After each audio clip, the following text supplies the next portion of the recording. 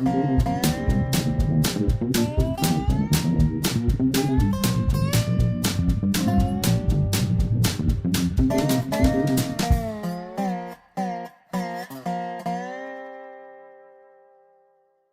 is Dave Monk, your Prairie Monk, WEFT Champaign 90.1 on your FM dial. It's the 5th day of April and virus era, and we're trying to be out of the studio, so we're being experimental. So bear with us. Today I want to verify the abandonment process of what is becoming the Kickapoo Trail. We've been through this before, but not in total unity. I hope I have time to cover the lot. Transportation in the early days was up the rivers or down the rivers, from Great Lakes down or from New Orleans up, and settlers found their places at the tributaries. Then come the railroads, and it was still a horse era. So the railroads were networked across the country with elevators about 5 miles apart. So there were lots of railroads, and abandonments are dealing with some of those railroads that were lightweight, numerous, and the sidings were very small. And in these days, mainline elevators are wanting to have a lot of load at once. A few cars here and a few cars there. It's not in the Reagan presidency, he decided to deregulate a lot of services that he felt were excessive or demanding of federal money, and just too much. So he looked especially at the railroads, and it was true. Many of those railroads had gotten their grain onto the roads, which basically parallel the railroads. So small grain lines especially were given a chance to abandon. The main lines were retained. They may have been reduced from two track to one track, but they were kept, and these days they've been upgraded. The small feeder lines were mostly replaced by land-based semi-trailers, which were much more convenient, but the rails are actually helpful in that with trucking there's a lot of damage to the roads, and it's not always paid for by the transportation. The mainline transportation is excellent, and the sort of buzzword at the moment is you can have 1 ton of freight, 1 gallon of gas to move that freight 500 miles. That's probably fairly generous, but it certainly indicates that there is a an economy there. If in our own case you're delivering plastic to Easter Banner, 5 rail cars would have to be replaced by 13 semis. And in wintertime, especially with ice floating around on top of semis and the like, semis are not as safe as railroads, and they're not as cheap.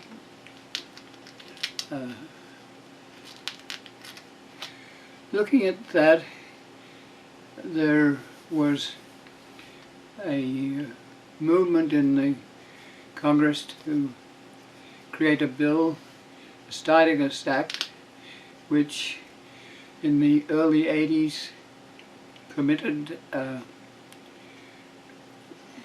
abandonment of railroads. But it just didn't happen without considerable thought.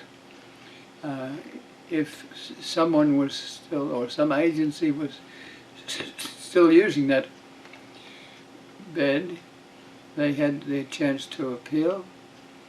The railroads themselves had a involvement because it was costly to run engines to small lines, and the individual elevators especially had their chance to opt to buy the line or to keep it open with the agency, the railroad agency that was running it.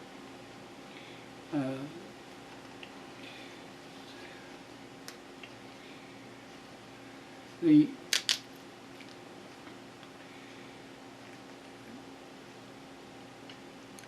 abandonments had excuses. One was that the maintenance was low and the lines often derailed. They may be flooded or they may not be used at all.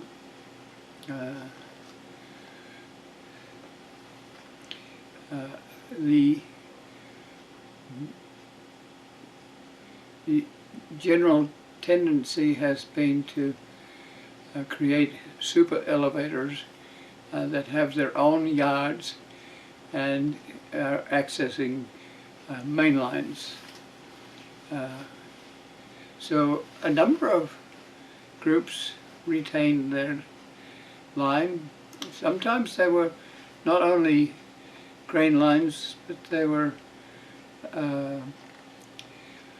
main lines that had parallels. So you may have 2 lines going to the same place, so then the main line was closed out. There was some consideration as to the use of the materials. There are rails, plates, spikes, joiners, ties, and they're all worth money as steel, but also for re-rail in other places. There's a general tendency to take functional rail that's not worn to factories where the stick rail bolt holes are removed and the rails are welded. So there's liquid gold in these materials. They're usually removed by contractors who specialize in this sort of service. So if we look at the local area, we have to figure out who's using what and where. The Norfolk Southern line, which is now where the Conrail used to own, came through from Bloomington to about our yards. It used to be Big Four, and Big Four had, in steam era, had a roundhouse where steam engines could be turned around on a circle where even if you didn't have electricity, you had men push the circle around, and the engine would be going in a different direction. And the engine could go into several bays for repair, and underneath the engine there were a big pit where men could work. In Urbana, the big 4 yards have been replaced by the mass transit district, their buses and their offices. But the yards are still there. So the line, which has eventually become Norfolk Southern, runs from Bloomington to Mansfield, where there's another north-south line that can connect with grain coming out from Champaign to Mansfield. It has been deemed that the piece from Bloomington to Mansfield is abandoned, and it will be a future trail. So people need to watch that end. At the Urbana end, the yards have been retained. There are still service opportunities in the Urbana area, and it is very typical for yards to retain their yards so they can park materials on them, they can park trains on them, and it's a storage yard, but it's also a delivery yard. Part of it might be that in the future rails might like to be there to take out equipment and provide materials for factories that we might not know about. Usually those yards keep 1 mile beyond the yard, in this case to the east, and that is for a train that's usually not more than 1 mile long to be able to back up on that mile for storage or for access to side tracks, and so there would be an opportunity to pull rail cars into different tracks. This is often used to join trains so that they can go in different directions. A different era, but diesel engines that have replaced the steam engines still come in and service those yards and the short lines that go from them. In the case of Urbana, the mile-long retention stops at Dobbins Drive, and unfortunately for railroading purposes, a short road named Smith's Road has cut across that mile, so the pigtail that was available for parking a train has been decapitated some.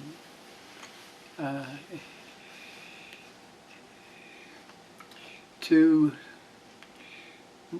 remove, to abandon a railroad bed, you first have to know that the railroad bed is going to be abandoned. So there's usually a public notice in the newspapers to list any interest in retention or for rail use, or purchase by another railroad, or other alternatives that can be negotiated with the railroad company. If no one wants to buy, then the federal government decided that they would like to use bikers and hikers and naturalists to preserve railroad beds which would cost them a fortune to replace in the future.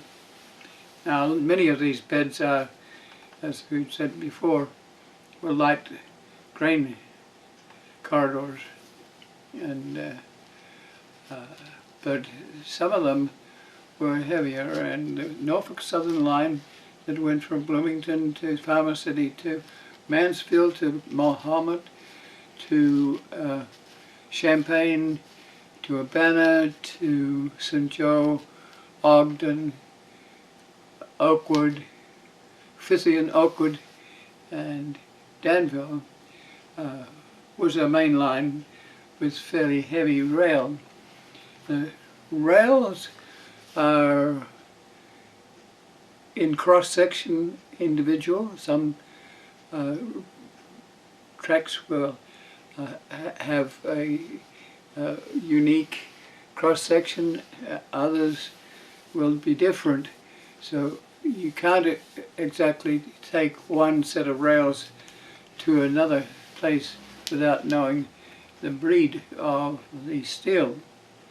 The steel pieces are 33 feet long and have joiners, and the track is held down by a plate which is under the rail, and the plate allows you to put a spike through to an 8-foot or 5'8" tie. There are something like 2,000 ties to a mile. So this being a prairie area, we didn't have a lot of trees, so those ties are mostly imported. The first thing you have to do is to satisfy the act. You have to get the railroad and an interested local agency to buy the line, and the Surface Transportation Board, the Federal Department of Transportation, together to list the rules of the game. The rules are that the non-profit agency, which is usually buying the line for hike and bike trail and natural history, usually not blessed with a lot of money, but the cost is not great, but it's the demand of the process. In effect, the railroad bed then belongs to the local agency with the proviso that the rail can come back in the future. It's highly unlikely that very many of these corridors will come back. And they're now very, very popular, and somewhere between 20 and 30,000 of such interim trail use agreements.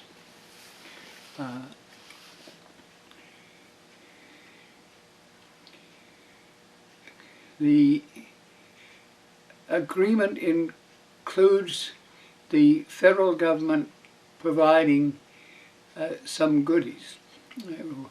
One is that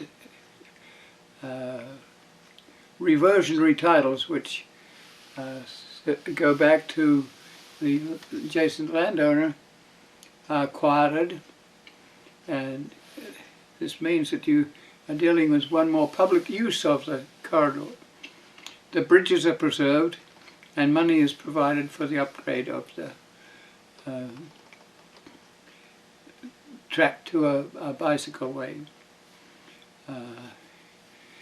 There's a time limit given to the agency buying, so for them to gather up the funds that are necessary. As Heartland Pathways, we took out a docket with the Surface Transportation Board that we would guarantee to buy the line and compensate Conrail for doing that. We were given a certain amount of time to do that. We had proselytized many local agencies with the hopes that they might be established agencies that could do the same thing, but it never happened.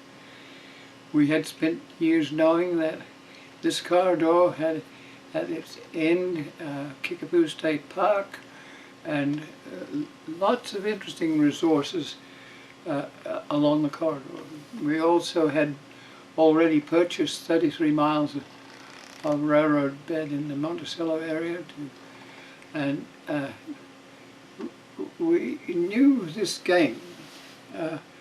This was also a contiguous area. That means that the railroad could be was complete. If you put it in the future and you need to, you put the engine on it, it could come right through, as distinct from being in pieces, which sometimes happen. People buy a little piece here and a little piece there, and that has happened in the Arcola area further south, where people did buy, and that made contiguity a problem. So you had bridges which are very expensive, preserved, and financed, in the case of the Kickapoo Trail, $12 million, and the titles were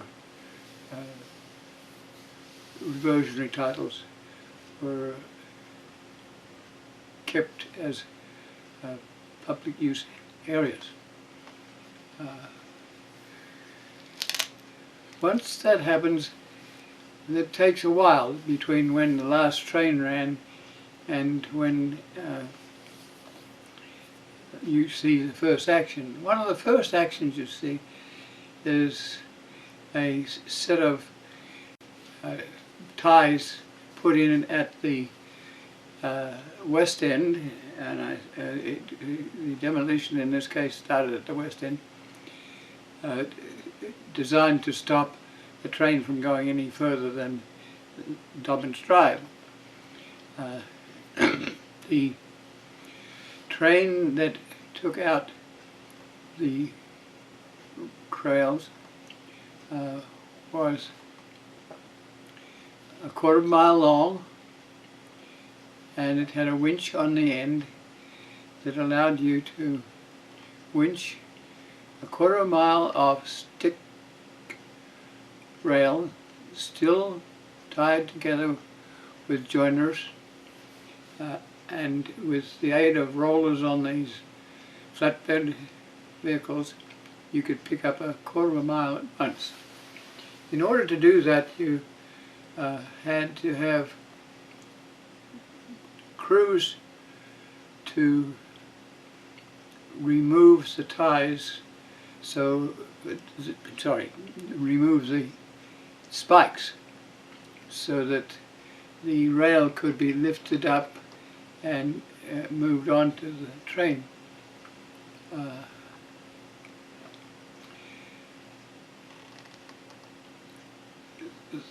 You couldn't take out too many spikes because the engine and the train was going to travel on this corridor the last time.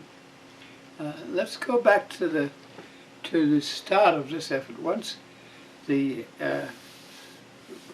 rail is blocked by a configuration of ties, then there's usually a group of workers that come along and label the rails.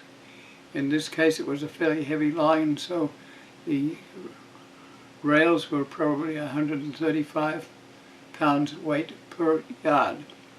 That's fairly heavy rail. It might not have been as heavy as that, but it was substantial.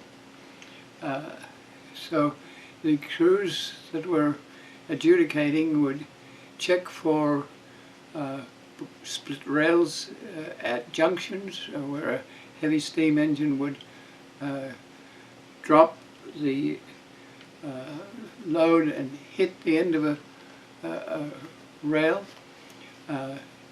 And there were sometimes worn rails and sometimes rails that were a different weight.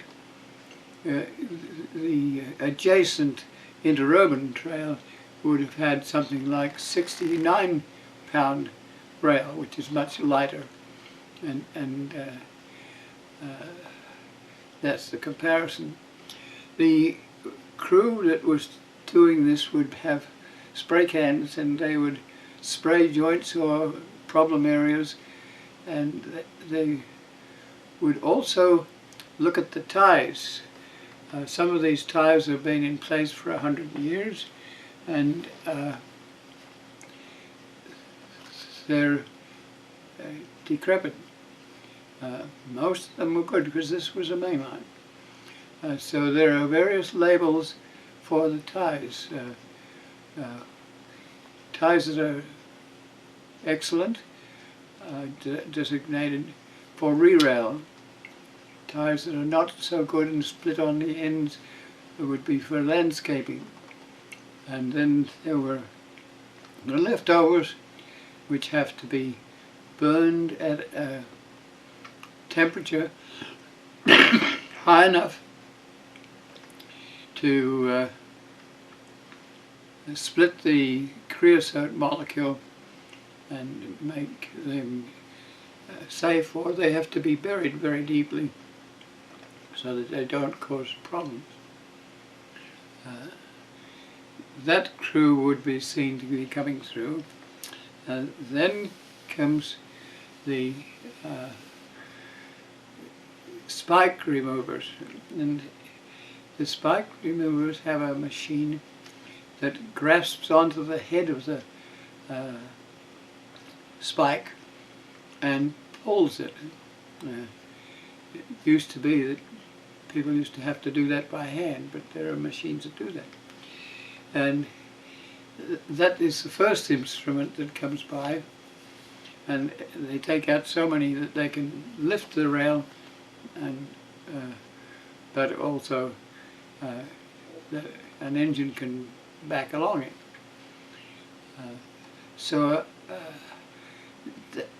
There are interesting sounds to this. The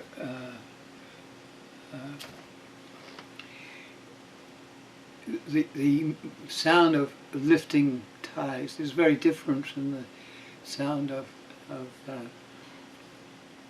the scream of railroads being pulled onto a 15-car flatbed train with the aid of rollers and a winch.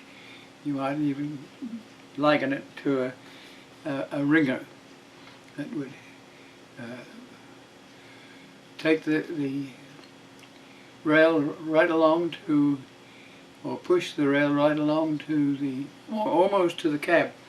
There are usually 2 or 3 freight cars between the end of the flatbed train and the cab, because when this train moves out with its final load, it's going to be very heavy, and if you were on a main line and you had to stop in an emergency, it's likely that the load could move through the engine and the cab. So there's that precaution, and those ties have to be tied down so that they just don't roll anywhere. You still have all the joints where they are, and they're destined to be converted to a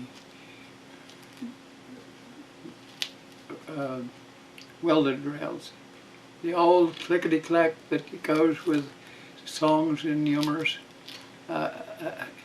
is where the day that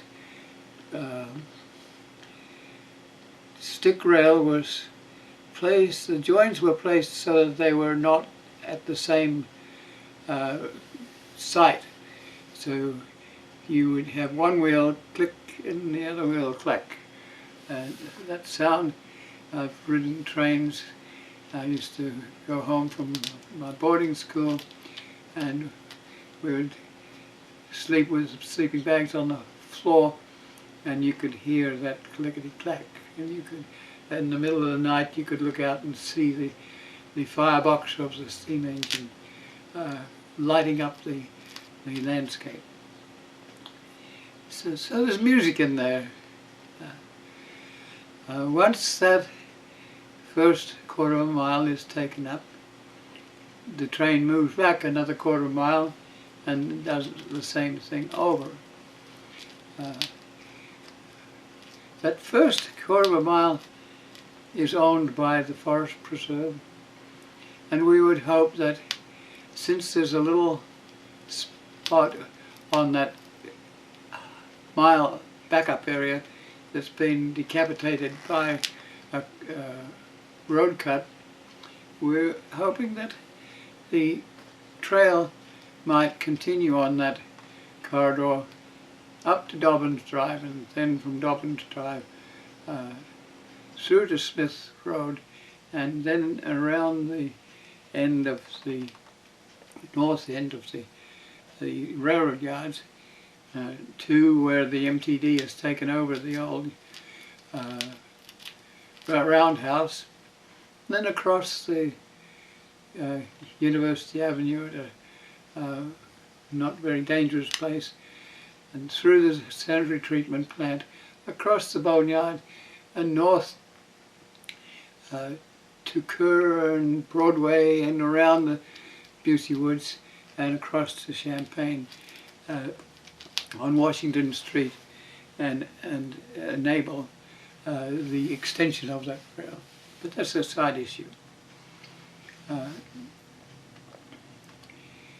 The train has to move slowly. It takes probably weeks to do this, and there's a camaraderie amongst the people who work this, and that has its own elements of interesting conversation. They kayak with each other, and it's not unusual for any group of people that get to work together. But that makes it interesting.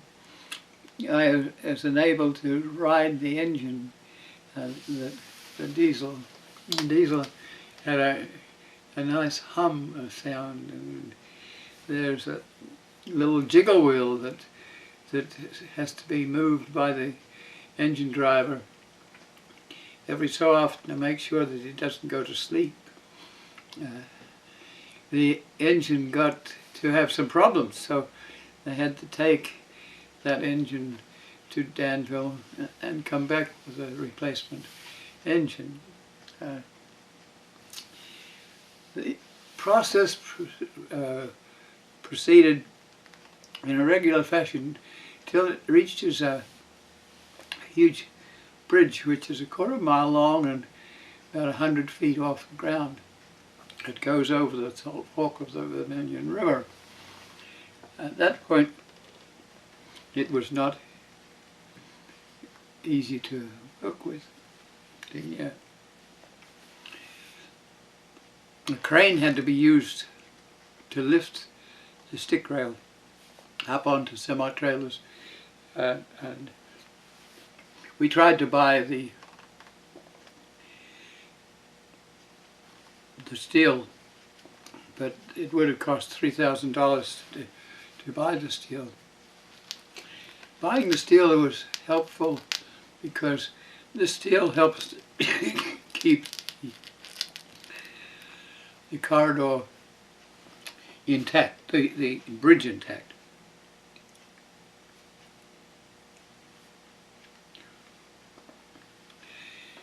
I go back to places like Dobbins Drive, and you have crews that pick up the leftover plates, and there are inevitably a few ties around, and you have to have the ballast clear enough that trucks can use them without damaging a $200 tire. So usually traction vehicles are used to collect those plates and put them into piles where they will also be reused. In some instances where the things are done differently, the rails are pushed to the side and then collected by semi-trailers with a crane lifting the stick rail onto trailers. In that case, you have to remove all the joints, so you have to have a pretty strong machine or human to remove the bolts because they've been rusted there for years. But this was doing it differently. We were pleased to watch because there are lots of artifacts that go along with the rail, like signs that warn that crossroads that there's a train line.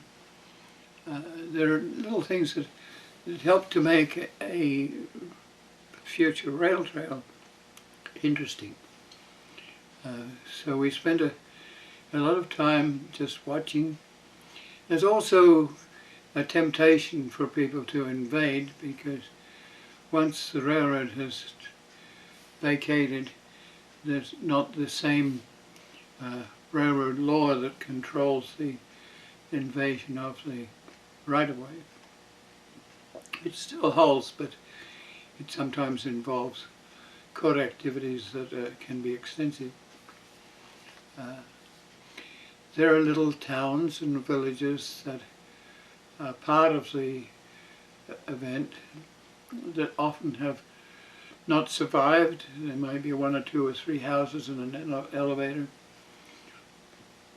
And so there are people that are nearby that have been used to walking the rails or working with the railroad in a practical way. Not always easy for engine drivers because they are paranoid about the possibility of running over someone. It happens, but it usually happens where trains are regular, fast moving, and they're not the local train that arrives at 2 or 3 miles an hour.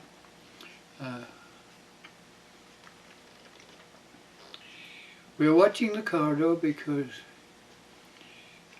it was rich in undisturbed soils, prairie soils, and a retinue of prairie plants. So the corridor is being installed in phases. The first phase from Urbana to St. Joe is very well used. It's economically feasible. The restaurants at the other end of the 9-mile first phase are doing well. It's friendly.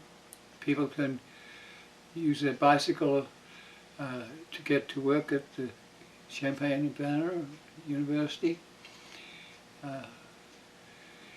It's wide, which is disappointing to us because the width takes out the native prairie. The EPA requires that the bed be covered with 8 inches of gravel to reduce the possibility of leftover elements of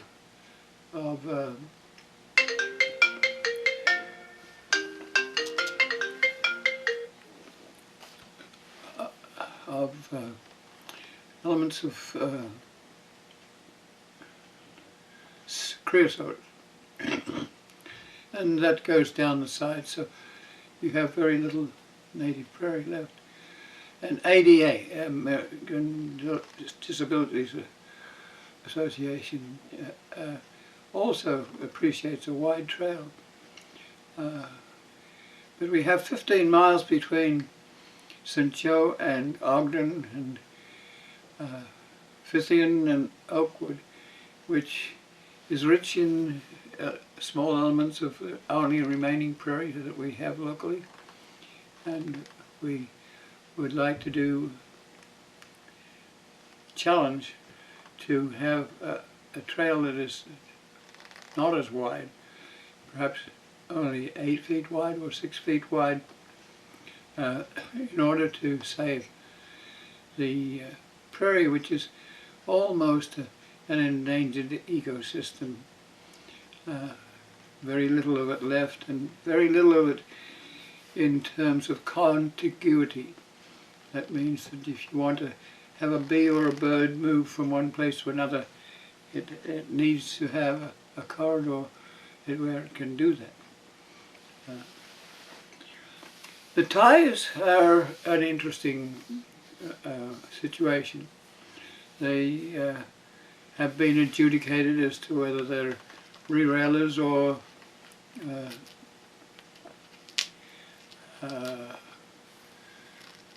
landscapers or just junk. Instrument called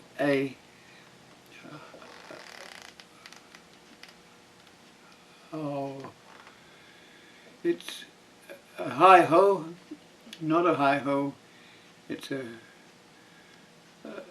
it has a crane on the truck, so it can pick up ties and put them onto itself, and it can pick up the ties that are, it can basically partially sort them.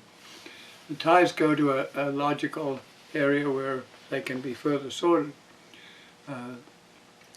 It's called a knuckle boom, and a gentleman will sit on the back of it and pick up those ties in a very efficient manner.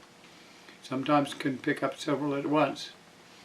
The ties are usually pushed to one side by a plow that looks like a snow plow. It means that you're opening up the ballast so that vehicles can use it to load and unload. There are usually lots of individual people, and sometimes you can use equipment to help you load things. Sometimes you just have to have a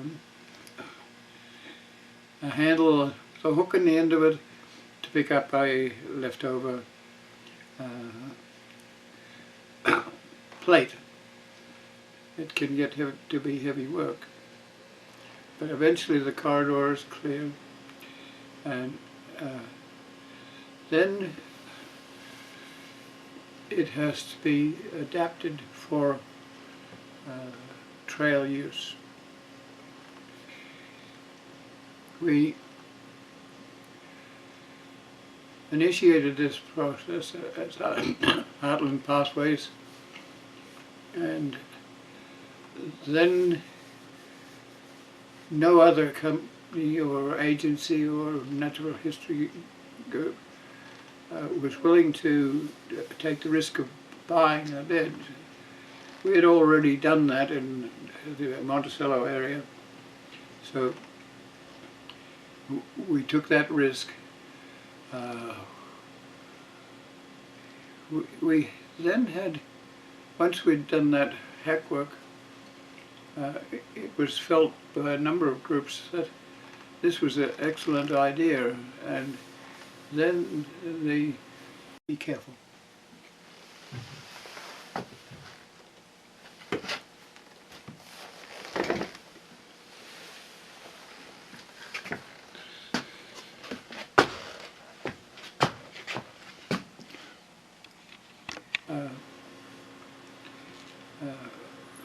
there was a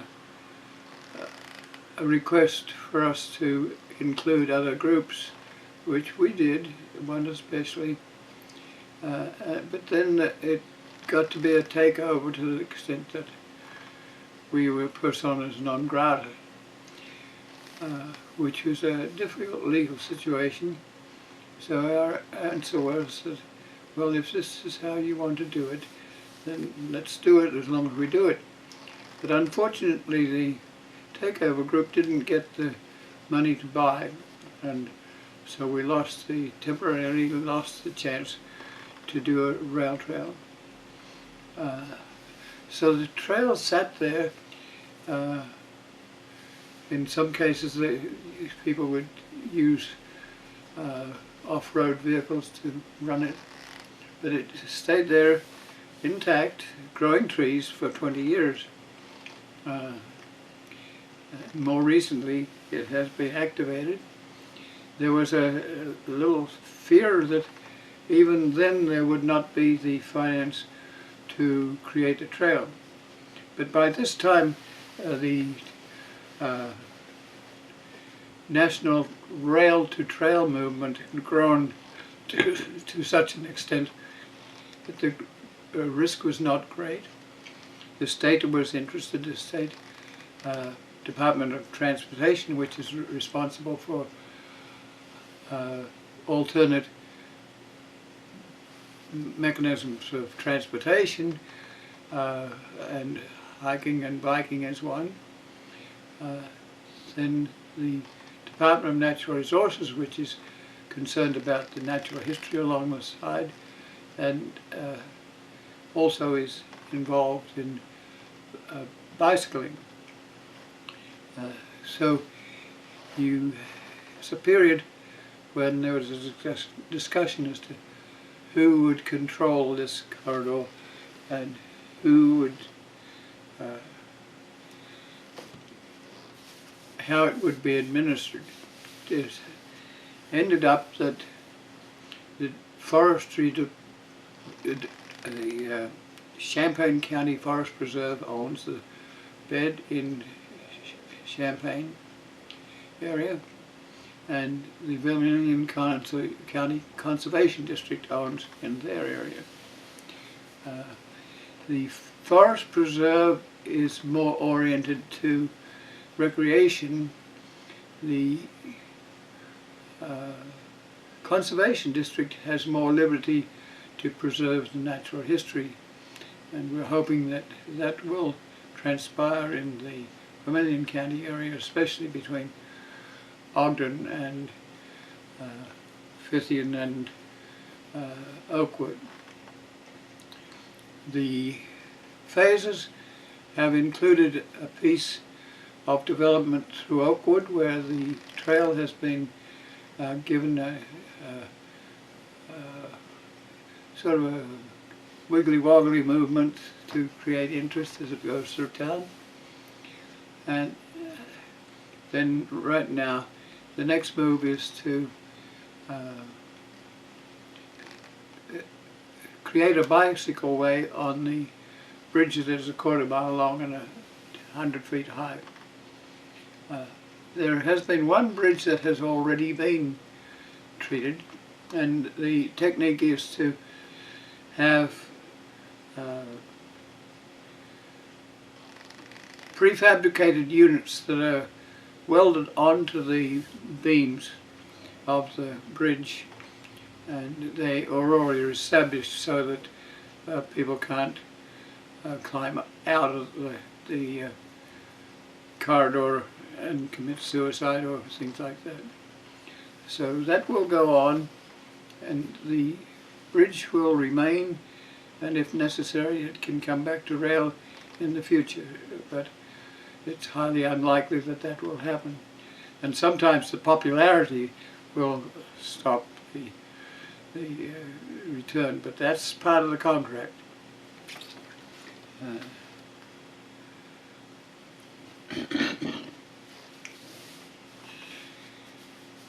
We're rather pleased with the overall success of the first 7 miles, and extension, a little one in St. Joe, which takes the trail through the town.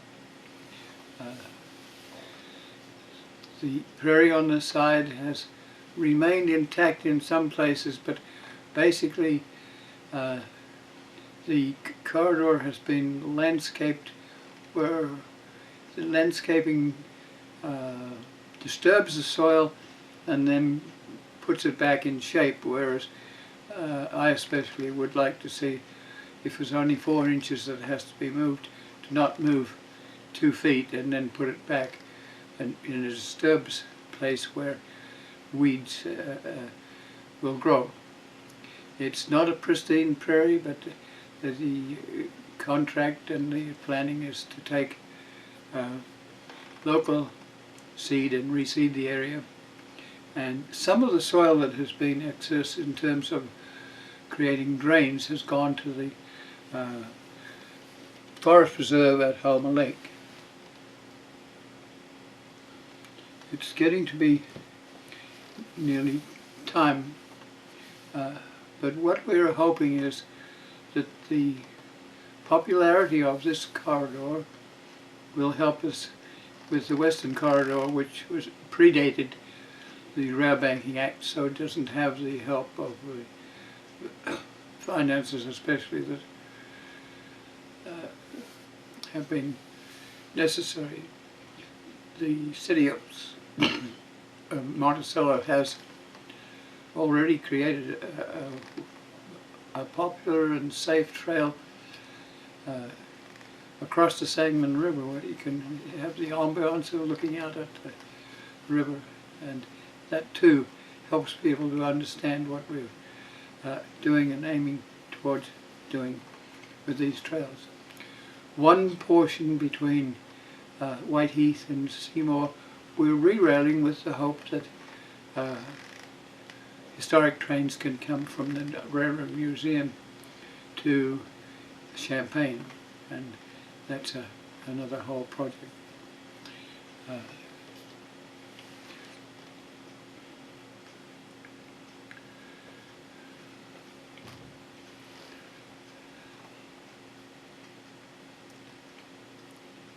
I think that's enough to remind you of the overall nature of this trail. It has national connotations. People like to move across the country on rail trails. It's different if you're a biker. Some people would prefer to be on upgraded roads, and some like to use a mountain bicycle. The surface is often, initially at least, chipped limestone, which is an all-weather trail, but not as sophisticated as asphalt or concrete. An extension of the trail at Monticello is chipped limestone, but it has now been funded to replace with concrete. Concrete is easier to work with in that you don't have to have a contractor to come with asphalt, and you can repair your own situation if a tree grows underneath or something like that, or a piece of concrete falls, you can replace it locally. So we appreciate that. That trail in Monticello could also be extended to Armenia and Cisco. From Cisco into Decatur is a rail line for grain, a short line, probably about 20 miles long. I'm not sure it's being used at the moment, and that's partially because road transportation is relatively cheap and convenient. And in the long run, we hope that those elevators will be back on the lines that we're trying to reactivate at Seymour and Bonneville, but sometimes it requires a weighbridge that we don't always have. So this has been Dave Monk, your Prairie Monk, WEFT 90.1 on your FM dial, and please be careful.